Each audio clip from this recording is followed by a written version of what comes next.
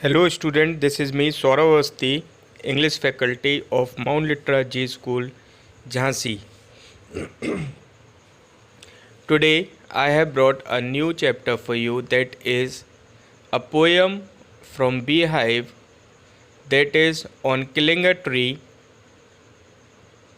where we are going to study about trees in this poem. So let's begin with the introduction to the lesson now, where the poet sanitizes the reader and highlights the fact that trees are living things. He equates trees with humans to convey that trees should not be cut because destroying trees is just like killing a human being. A tree does not die by merely cutting because it regrows from where it is cut. If it has to be destroyed, then it has to be uprooted. And you must be knowing about this, that if you are going to uproot the tree, that means it is not going to take or grow again. So this is all about the trees which are uprooted and destroyed in the jungles. So here now trees were compared as human beings and who have right to live. So here poet want to say that these trees should not be cut and they should be treated properly because they used to give us oxygen and fruits and many things in return. So we have to respect the nature and we have to respect these trees which have been given to us by God. Okay, now let's begin with the poem as well as its explanation now. So here the poem begins. It takes much time to kill a tree. Not a simple jab of the knife will do it. It has grown slowly, consuming the earth, rising out of it, feeding upon its crust, absorbing years of sunlight, air, water, and out of its leprous hide, sprouting leaves. So here first of all, the meaning of jab which is given in the second line is sudden rough blow, leprous hide means disc. So finally that means the explanation of these lines which are given over here is as following. A simple cut does not destroy a tree. A tree grows gradually, it is rooted in the soil. A plant takes nutrition from the soil to grow into a big tree. The tree is firmly bound with the soil. It takes in sunlight, water, and air to grow in a strong trunk and where it have numerous leaves. So my dear students, the next stanza is, so hack and chop, but this alone won't do it. Not so much pain will do it. The bleeding bark will heal, and from close to the ground will rise curled green twigs. Miniature bugs, which if unchecked will expand again to formal size. So here the word hack means cut roughly by striking heavy blows. So now again you can see in the poem that the poet wants to say that these trees don't die because they used to feed themselves with the help of the soil.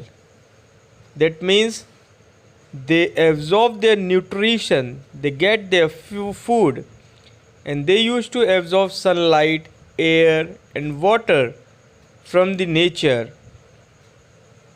That means like us, they are not dependent on such type of things which we used to eat. So here humans cut and chop the bark of trees into many pieces, but that is not sufficient to destroy the tree. The point of the tree which gets cut gives out sap just like a human being bleeds. Gradually, this world heals, and from there new branches start growing again. So finally, till you are not uprooting the tree, that means you're not taking it out completely from the soil. Till then, you are not going to be able to kill those trees. Bark can be cut into, or it can be chopped into many pieces, but then also it is not sufficient to kill those trees. Now let's begin the next paragraph. No, the root is to be pulled out of the anchoring earth.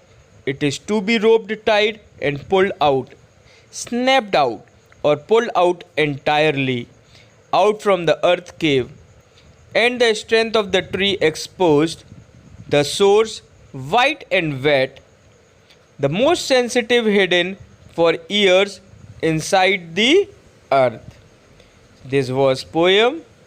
Now the meaning: anchoring earth means trees are held securely with the help of the roots in the earth, and snapped out means to chop out something. So finally, now the explanation part of the poem. The poet says that in order to kill the tree, it has to be uprooted. One has to separate the tree from the earth which supports it. The roots of the tree bind the tree with the soil in the pit of the earth. From there, the most sensitive and hidden part of the tree, the roots have to be detached. The roots are white in color and are damp. So this was the explanation of this stanza. Now the new stanza is: then the matter of scorching and choking in sun and air, browning, hardening, twisting, withering, and then it is done. So now you can easily find out from these words only that how you are going to kill the tree, how you can destroy the nature, how you can take the life of a living tree. So now let's talk on the meaning of few words. So here is the meaning of scorching and choking: the drying up of the tree after being uprooted. Now let's continue with the explanation of this stanza also, where it means somewhere that once the tree has been uprooted, then gradually it withers and dries up with the action of heat and wind. The trunk will become brown, twist, and will harden. Finally, the tree will die this way. So this can be the cause, that means how the tree can be killed. So we have to see this thing, that we have to save our earth and save our trees, so that they may help us in living peacefully in this nature. If the trees will not be there, because then there will be no oxygen and people will start dying just because of carbon dioxide. So that's why we have to take care of this, and we have to be smart and intelligent enough where we should try to save our earth from getting spoiled. So we have to save plants and trees on this beautiful world, and we will not be happy as we are today. And then we have to see one more thing, that what we are leaving for our next generation which will come after us. So the poet wants to say in this poem that we have to take care of all these things which have been given to us by the nature. We can forward these things to our young generation so that it can help them also. And we don't have to be so greedy where we are killing trees just because of our fun, for our luxury, for our happiness. So, this was the summary of the poem on killing a tree, and I hope that you must have understood the summary of the poem. Now, thank you so much. We will meet again with the next video with question answers and literary devices of this poem. Till then, stay healthy, stay safe, and stay at home. Thank you so much.